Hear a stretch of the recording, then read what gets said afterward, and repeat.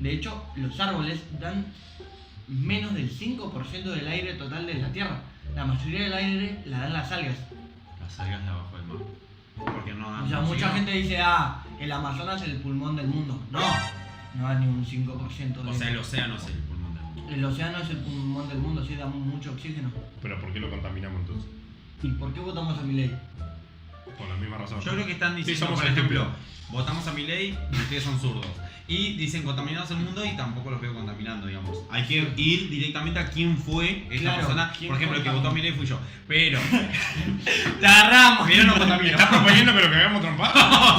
No. Tenemos que ir y cogernos al que... Al que votó a mi ley Ay, tenemos que detonar. Le detonamos No, sean hijos de mí. le falseamos el gomín al que. Deberíamos de cogernos a todos los de cadena.